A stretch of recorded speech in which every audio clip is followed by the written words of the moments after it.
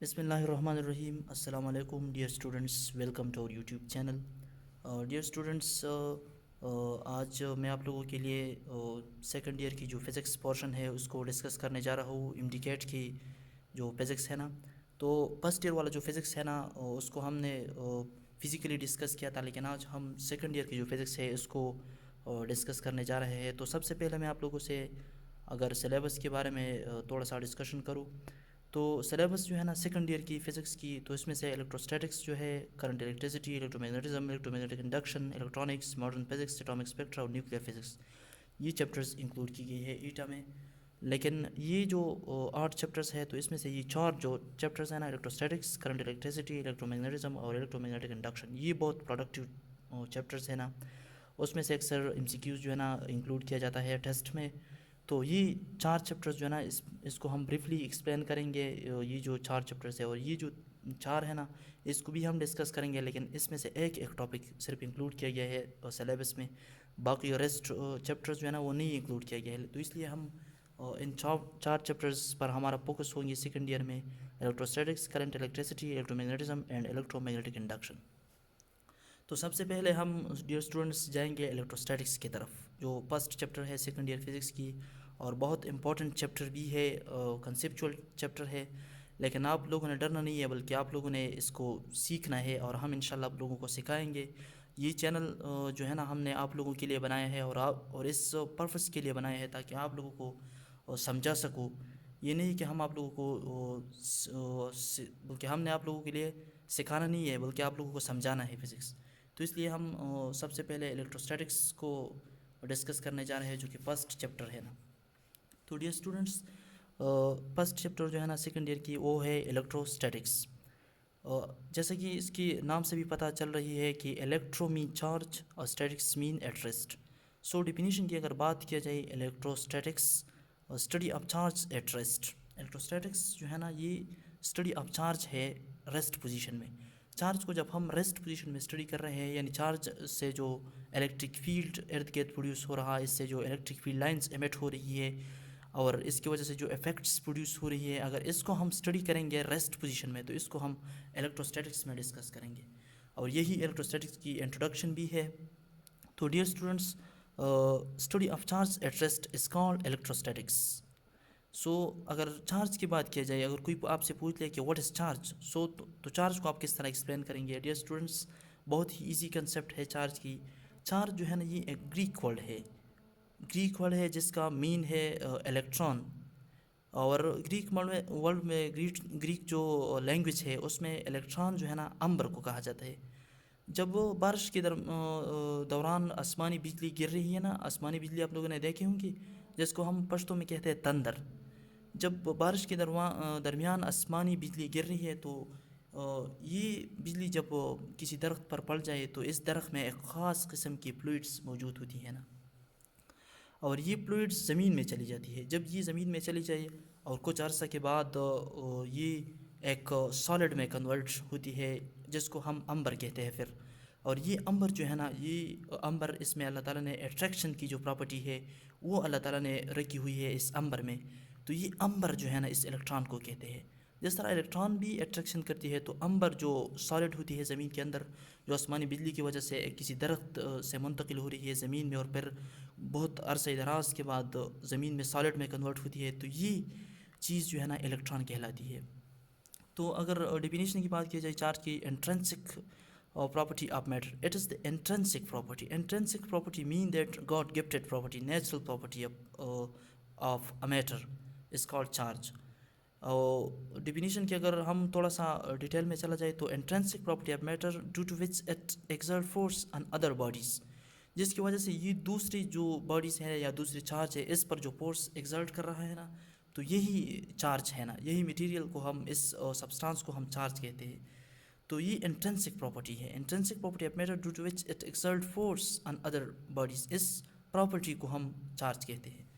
अच्छा, अगर सिंबल की बात की जाए, तो चार्ज की जो सिंबल है उसको हम क्यू से रिप्रेजेंट कर रहे हैं। अगर नेचर की बात की जाए चार्ज की, तो ये स्केलर इन नेचर है। चार्ज की कोई डायरेक्शन नहीं है, चार्ज है no direction. Kinds of charge की डियर स्टूडेंट्स अगर बात की जाए, तो ये जो है ना, बेंजामिन फ्रैंकलिन एक साइंटिस्ट था, बहुत ही जहीन साइंटिस्ट था, बेंजामिन फ्रैंकलिन, मेरे ख्याल में ब्रिटिश साइंटिस्ट था। इसने काइंड्स ऑफ चार्ज को डिस्कवर किया था। और काइंड्स ऑफ चार्ज जो है ना वो टू है, positive charge and negative charge. अगर यूनिट की बात की जाए चार्ज की, तो इसकी यूनिट्स टू टाइप्स की है। वन जो है ना एसआई यूनिट है, और दूसरा जो है नॉन एसआई यूनिट है। तो एसआई यूनिट जो है ना चार्ज की वो कूलम है, और नॉन एसआई यूनिट जो है इलेक्ट्रोस्टैटिक्स यूनिट, जिसको हम कहते हैं इलेक्ट्रोस्टैटिक्स यूनिट।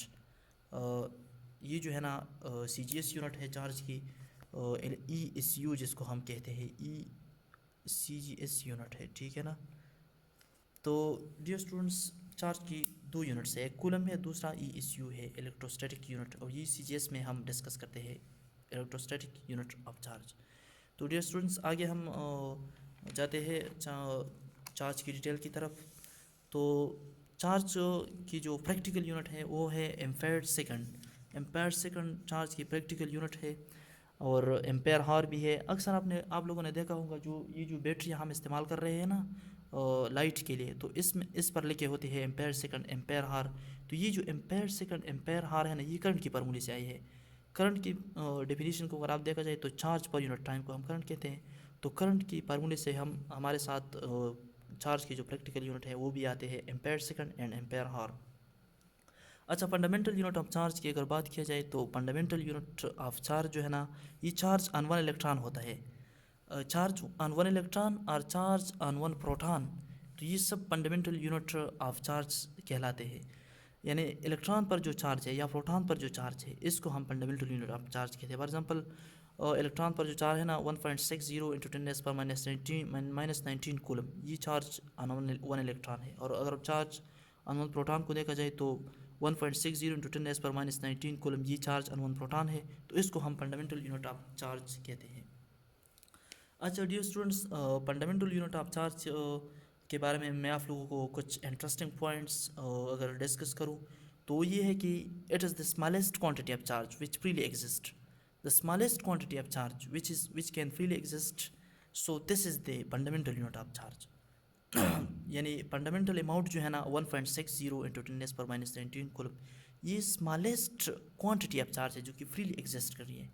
यानी इससे जो छोटे मकदार में चार्ज एग्जिस्ट नहीं कर सकता फ्रीली, तो ये स्मॉलेस्ट अमाउंट है जो फ्रीली एग्जिस्ट कर रही है, 1.60 इंटू 10⁻⁻19 कूलम। अच्छा, इसको हम पॉइंट चार्ज भी कहते हैं। फंडामेंटल यूनिट ऑफ चार्ज जो है ना, इसको हम पॉइंट चार्ज भी कह सकते हैं।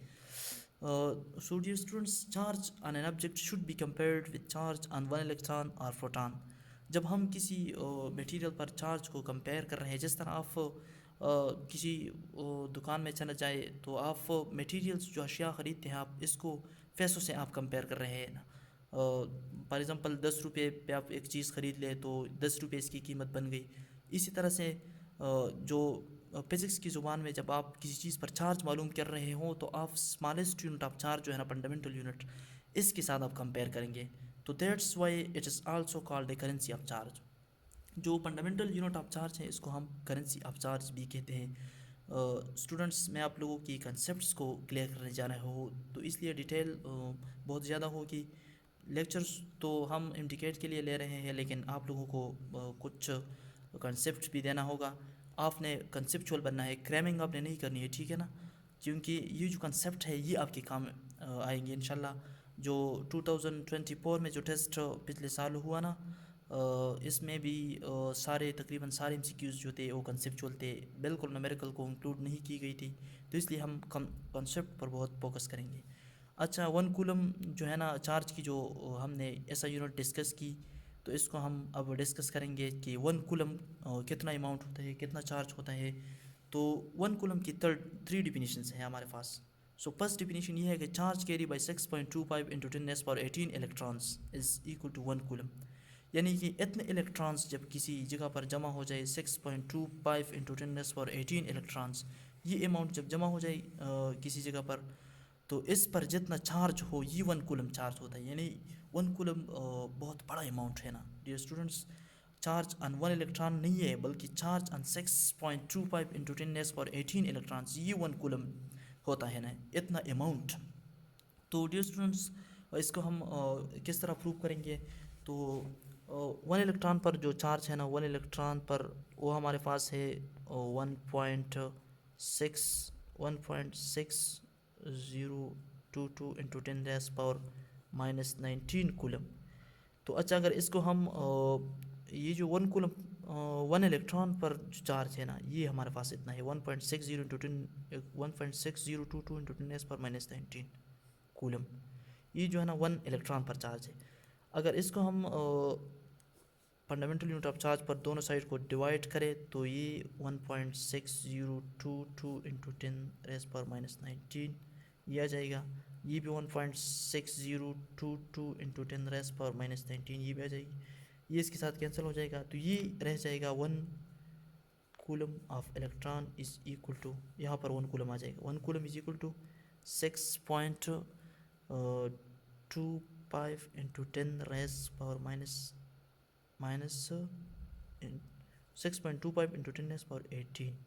ये जो है ना 1 को अगर हम इस पर डिवाइड करें तो इससे ये आंसर आएगा।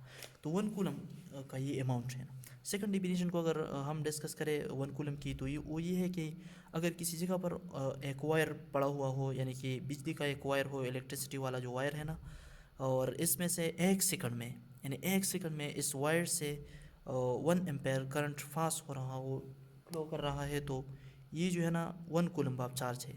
तो ये हमारे पास सेकंड डिफिनीशन है 1 कूलम की। When 1 ampere current passes from a wire in 1 second, यानी जब एक वायर से 1 एम्पेयर करंट पास हो रही है 1 सेकंड में, ये फ्लो कर रही है 1 एम्पेयर करंट, तो ये हमारे पास 1 कूलम होगी। तो इसको हम इस तरह भी लिख सकते हैं 1 coulomb is equal to 1 ampere second.